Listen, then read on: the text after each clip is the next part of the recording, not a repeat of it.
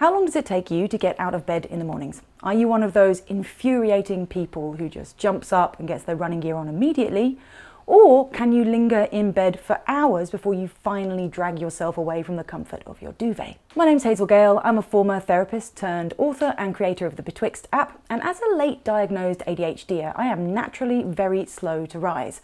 I used to put this down to being exhausted after struggling to sleep, but a few years ago I worked out a way to get to sleep much easier and therefore earlier. There's a link for that trick in the show notes, by the way. And this meant that I was waking up really quite early for the first time in my life. But even though I was awake at 6 a.m, I still wasn't getting out of bed until just before 9 when it was absolutely necessary. So finally, at the age of like 40, I came up with a way to get myself going. And it works almost every time. Here it is. So every morning, after giving myself about 20 minutes to do the Wordle and a bit of scrolling because I'm not a complete psycho, I turn to my only slightly weary partner and I say, "Do you want to hear my steps?" He has no real choice in the matter, of course, because before he even responds, I've started listing out loud the steps I need to take in order to get up. I literally say, step 1, sit up, step 2, take my meds, step 3, go to the bathroom, etc. Quick and important side note. If you have ADHD, you might find yourself shuddering at the very idea of multi-step directions. ADHD brains are terrible at following these. The steps just don't stick for us, even when they are totally familiar and ordinary, like those involved in doing the washing up, making a dinner, or following your morning routine. This is because our brains just aren't any good at anticipating the full sequence of steps right through to the end, where we get to the bit that has any chance of motivating us to get moving in the first place. Instead, we go through a couple of steps and then lose track.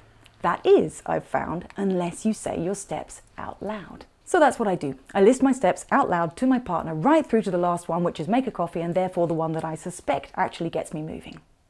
I've tried to do this many times internally with the voice in my head, by the way, and it doesn't have the same effect. I get distracted and wander off track. This is because thinking is inherently disorganized. When we think, we're constantly searching for connections in all different directions. The very nature of language, however, is to organize, analyze, and find meaning. And what this means is that when you put something into words, your brain will automatically start to create a narrative around it and to impose order onto it, which makes something like the steps of your morning routine much, much easier to grasp, visualize, and follow. The language organizes your muddled thinking for you. It's magic. And what if you don't sleep next to somebody who's patient enough to listen to this kind of nonsense every morning? Well, I don't think it matters. I prefer to tell my partner my steps out loud because it's become a bit of an in-joke and also it adds accountability, but he isn't always there and it still works when I just say my steps out loud to the room in general. So that's it. That's the trick. I would really like to know if this works for you.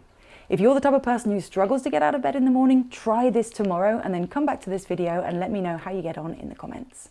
As always, I hope this helps. Hit follow for more, and if you'd like to take an epic journey through a magical world in the pursuit of mental wellness, then you can download Betwixt, the mental health game, a fantasy text-based adventure app that combats stress and anxiety, available on the iOS App Store and Google Play.